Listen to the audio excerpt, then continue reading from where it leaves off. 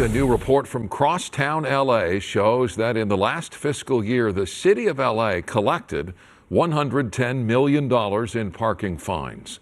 But with pensions, salaries, and other costs factored in, LA actually spent $65 million, only serving to widen the city's deficit. Oh, with more, we are joined once again by Crosstown LA Managing Editor John Regardie. Nice to see you, John. Let's delve into this piece by Nathan Elias. Explain how it's possible for the city to be losing money despite collecting over $100 million in parking fines. Yeah, Cher, that's really a great and head-scratching question. It's that very aspect that had us just jump right into it. The short answer is basically, as you just said, just the amount of money that the city is raking in through parking tickets is not covering what it costs to do parking enforcement. It once did, but Nathan, our reporter, just showed that over years, the amount of revenue has decreased by tens of millions of dollars, while the cost of the department, the salaries, the pension contributions, everything else has actually risen by tens of millions of dollars. So that's what leads to that giant deficit that you just referenced. It's gone backwards. All right, so it's been 9 years, 2016, since revenue actually outpaced spending. So without just ticketing everyone, how do you claw that revenue back?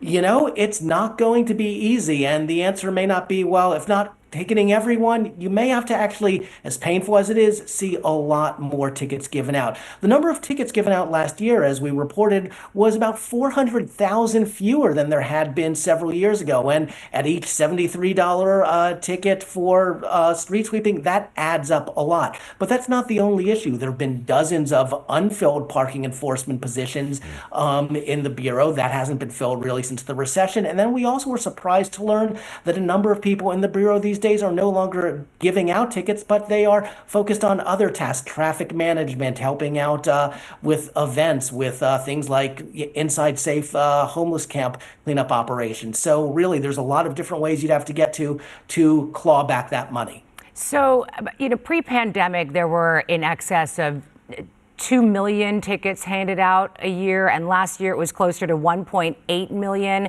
Where are we seeing these tickets? And I guess basically, where should we avoid parking? Well, I don't think it's going to be any surprise, Cher, to know that downtown Los Angeles is the epicenter of ticketing in this city.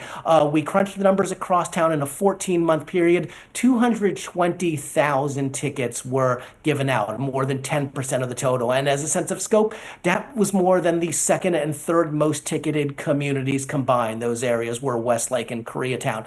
But you can face the parking pain in so many different places. Again, we looked at the data. We found 63 different neighborhoods in that 14-month period had more than 10,000 tickets. We're talking Echo Park, Reseda, Brentwood, Chinatown.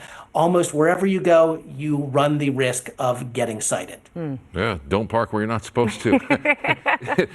John, your reporting found something interesting about ticketing in the Palisades.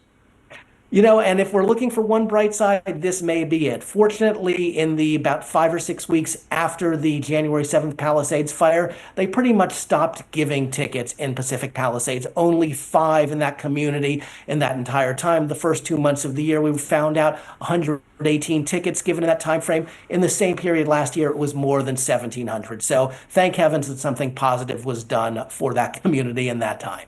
So the city administrative officer says that the city is facing $1 billion hole, which could lead to some pretty tough decisions, including cuts, layoffs. As Mayor Bass gets ready to release her budget, how would you diagnose the financial health of our city? Cher, I'm not sure the word emergency covers it. I mean, can you have a double emergency, a triple emergency?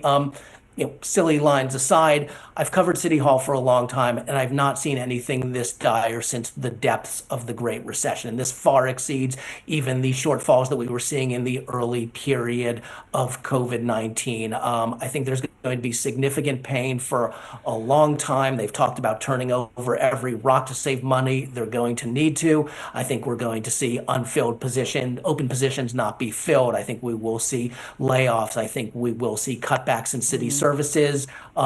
For the next few years, it's going to be a really tough time to be Mayor Karen Bass and CAO Matt Szabo. Yeah, layoffs not just in the hundreds, but likely in the thousands. John Regardie, managing editor of Crosstown LA, thanks for being with us. Thank you, Cher. Thank you, Mike. Thank you so much, John.